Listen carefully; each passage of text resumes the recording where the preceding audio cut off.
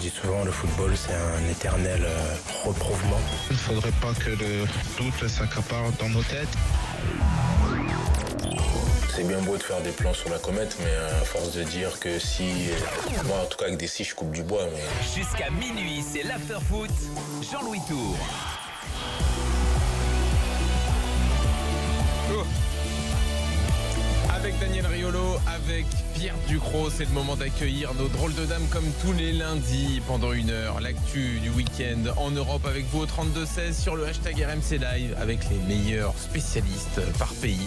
Simone Rovera pour l'Italie. Salut Simone. Ciao, buonasera, bonsoir. David Lorto en Allemagne. Salut David. Allô Fred, salut messieurs, salut à tous. Philippe Auclair pour l'Angleterre. Salut Philippe. Good evening, my dear. Alors, Fred Hermel a une excuse ce soir. Il arrivera dans 40 minutes à la fin de l'after puisqu'il est en gala ce soir pour les 30 ans, je crois, ou 40 ans du journal As. Ah oui, les galas. 50 même. Le journal dans lequel il contribue. Donc, il est à la soirée avec Rafael Nadal, avec le roi d'Espagne, avec tout le monde. Donc voilà, il nous racontera la soirée tout à l'heure. Il y a intérêt à ce qu'il vienne parce qu'à cause de lui, j'ai eu des problèmes ce week-end. J'aimerais régler mes comptes. Pourquoi Raconte. Mauvais pronostic. Il vaut mieux qu'il soit là. Bah, dis-nous en un mot quand même. Non. Quel art de teasing. L'air est tendu, là. Ah là, t'es obligé de rester jusqu'à la Et fin. ça concerne un joueur qui joue dans le championnat de Simone. Ah, la Juve. Ah oui, j'ai compris. Celui-là, d'accord. Sur Higuaín. Rien à voir. Initial GH. Rien. Ah non, Rien à voir. visiblement. Rien à voir. Vous êtes complètement perdu. Ah oui, ok. Vous n'avez pas suivi l'actualité du week-end. Le capitaine d'une grande sélection présente au mondial qui insulte un journaliste. Oh. Ok. Ah oui. Ok. Vous avez raté ça. Ah oui, moi j'ai pas vu. Ah oui, capitaine de la sélection du Maroc qui joue à la Juve. Ah, ton nouvel ami là. Ah oui. Ah, parce que ça te fait marrer. Mehdi Benatia. Oui. Mais parce que toi, Ah, tu trouves ça drôle. d'accord. Parce que toi, tu trouves ça drôle. Non, pas du tout, Daniel. Mais je pensais que Non, mais j'aimerais qu'on en rigole pas parce que quand je vais. Mais quel rapport avec moi, Fred je suis Hermel pas au courant. Parce qu'en fait, le seul truc qui me retient de porter plainte, c'est que je me suis renseigné, c'est que c'est long. Non, mais- Ça m'emmerde que ce soit long, mais j'ai vraiment. Je me demande si je vais pas le faire parce que. Et pourquoi toi? Quel rapport avec Non, toi? c'est lui qui s'est fait insulter en fait. C'est pour ça que j'ai eu du mal à. Ah, je croyais Le qu'il avait journaliste. insulté un arbitre. Non, Non, un journaliste. C'est pour ça insultez-moi. que j'ai eu du mal à comprendre aussi. Mais il pardon, parlait un de arbitre, Daniel. pas journaliste. Pardon, je dit journaliste. Mais Je sais quel pas rapport pourquoi avec t'es parti Fred sur un Hermel en arbitre. fait? Parce que c'est parti de lui. Parce que ça m'apprendra à essayer de blaguer avec lui, à faire le con, à le provoquer tout le temps. Voilà. Comme les gens sont trop cons pour comprendre, et visiblement également le capitaine de la sélection du Maroc et défenseur de la Juve. Et donc voilà. Bah écoute, vous Je ne veux pas réglez lui manquer de ça. respect messieurs, mais ça s'est pas forcément toujours très bien passé dans les relations avec les entourages des clubs et entre autres les médias lorsqu'il était au Bayern. Je vais pas Et là, rentrer dans les détails ce soir, mais- en l'occurrence, émettre l'hypothèse que le Maroc peut au moins en prendre 3 contre l'Espagne, ça équivaut à être traité de facho. Donc je me suis renseigné. Donc effectivement, David, t'as raison. non mais C'est traité de effectivement. facho à U. Je sais pas si ça a une valeur. Oui, ouais, bah, écrit comme ça. si c'est pas l'écrire, c'est son problème. Oui, Il non, n'empêche pas que chaud. ça a la même valeur. Donc je me suis renseigné. Effectivement, donc c'est passible d'une condamnation devant les tribunaux parce que c'est une insulte qui est lourde. Mais c'est 18 mois. Donc ça me fait chier en fait d'engager ce truc-là. Ça va faire 18 mois. Bon. Enfin, 18 mois, t'es pas tous les jours. En même temps, j'en ai gagné un contre Ribéry. Je veux bien en gagner un contre lui. Ça m'emmerderait pas un petit peu. C'est dire l'état mental quand même d'un mec qui est capitaine d'une sélection très importante et joueur d'un club comme la Juve et qui vient perdre son temps avec ce genre d'ânerie-là. Bon, écoute, en plus pour pas comprendre le contexte de Fred Hermel qu'on essaye de chauffer parce qu'il nous faisait croire que toute l'Espagne avait peur de la Coupe du Monde et des sélections qui étaient dans son groupe. Oui, t'étais là non vendredi? Alors, vous l'avez en vidéo si vous voulez comprendre tout ça, mais bon, après voilà. Daniel, t'as fait passer ton message en tout cas, et on peut enchaîner sur l'actu du week-end. On n'aura plus besoin de le refaire avec Fred Hermel tout à l'heure, du coup. Et on y va sur l'Angleterre. Jingle Philippe Auclair. Il a été Pichichi, ou l'équivalent anglais Pichichi. Philippe, un gros week-end en Angleterre et forcément, eh bien, le choc entre Arsenal et Manchester United avec donc un joli bus. Oui, un joli bus, parce que José est bien arrivé avec l'autocar habituel, mais il a changé de marque, il avait un modèle qui n'était pas tout à fait celui auquel on a l'habitude d'être confronté. Et je te dirais que je l'ai trouvé plutôt séduisant. en sens qu'on avait pris l'habitude de voir Mourinho. Bon, on sait qu'il a un bilan absolument épouvantable dans les matchs à l'extérieur contre les équipes du top 6 depuis qu'il est arrivé à Manchester United. En fait, cette victoire à l'Arsenal, c'est la première contre une équipe du top 6 à l'extérieur depuis qu'il est à Manchester United. Mais on a vu un United, certes, qui avait garé son très joli bus, très luxueux, mais quand ils en sortaient, ça avait vraiment beaucoup de gueule. Et c'est pas quelque chose qu'on avait vu nécessairement, tu te souviendras Daniel, de ce 0-0 ignoble à Anfield. Il n'y a pas d'autre mot.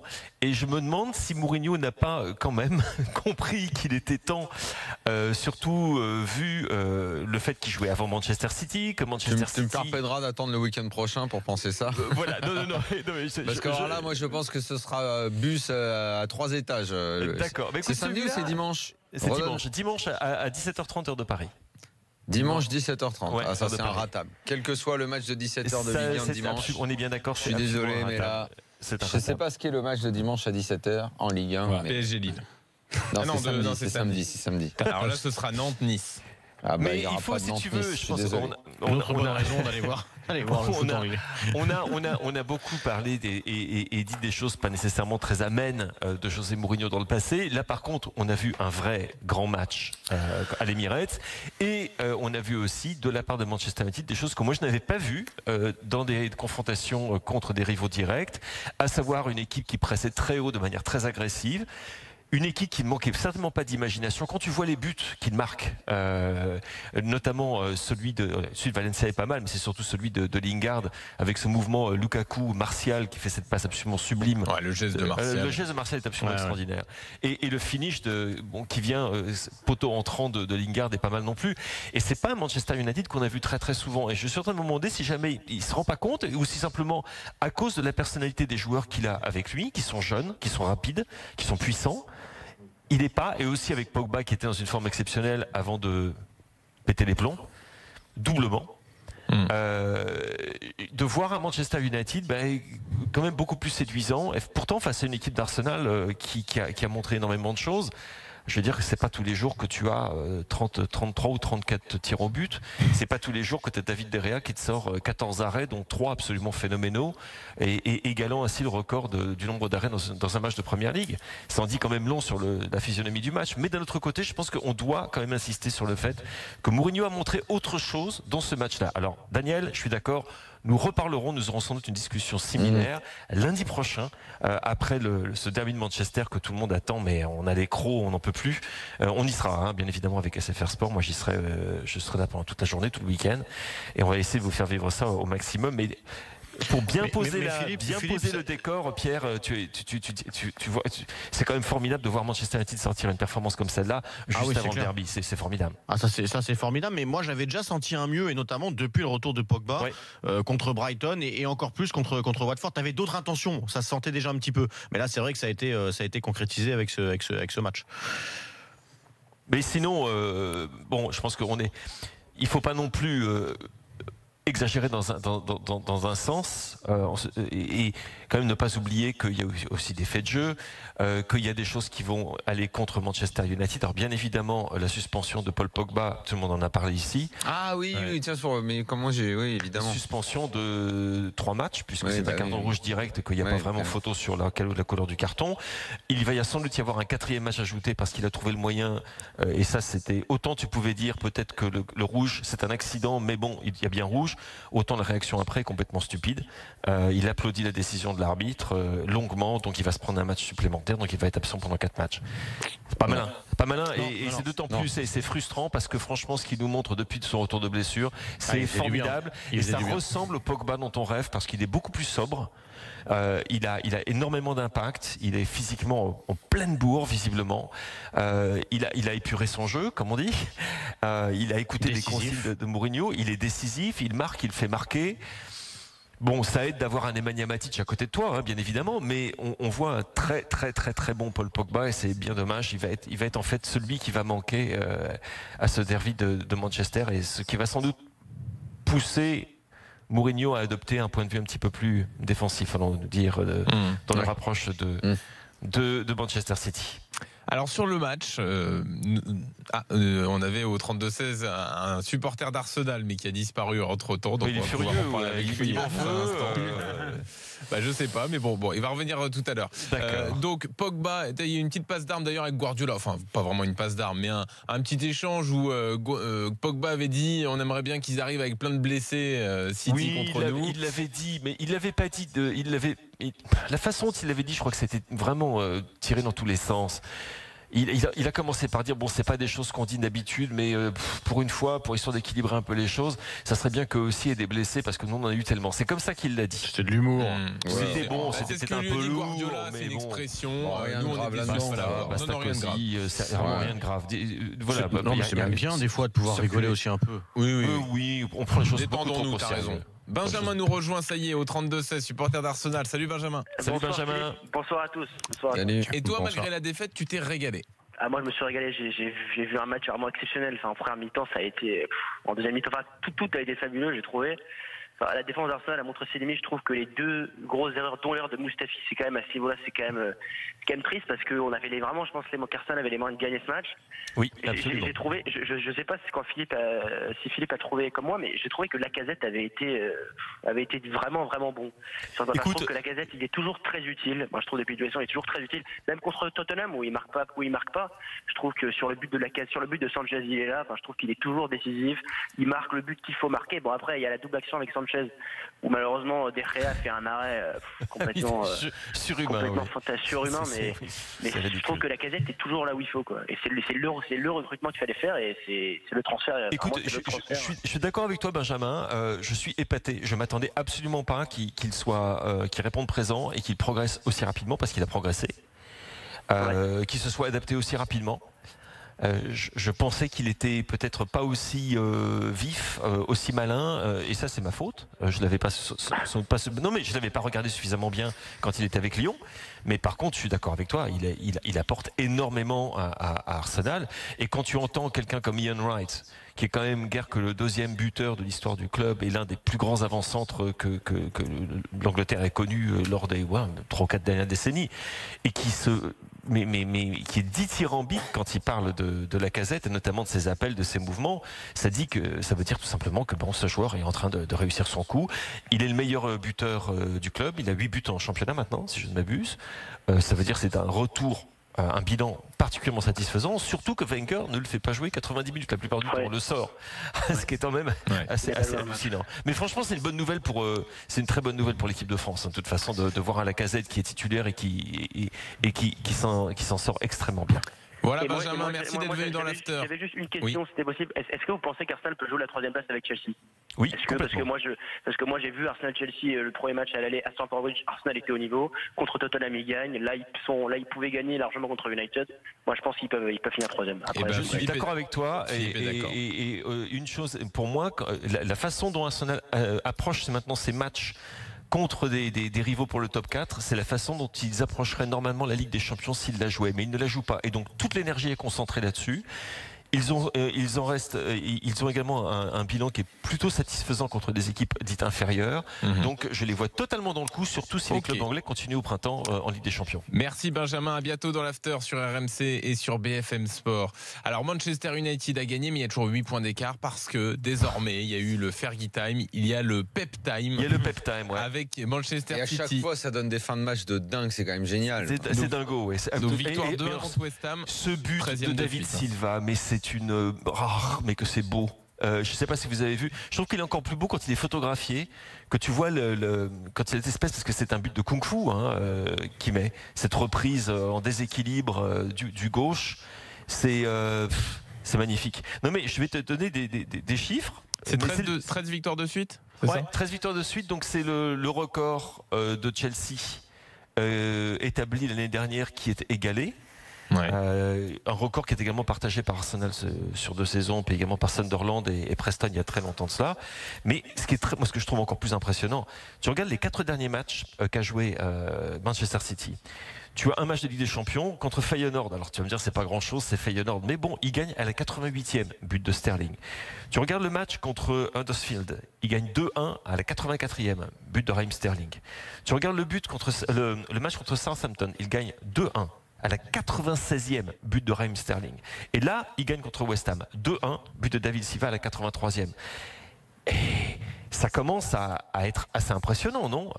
Parce que non seulement tu as du spectacle, tu as du jeu, ils ont terminé en 4-2-4 avec 2 vrais ailiers, c'est-à-dire un truc que Guardiola a dit après la rencontre, il a dit ils jouent tellement bas contre nous, les autres équipes, que en fait je change de système et que maintenant je vais jouer sans doute en 4-2-4.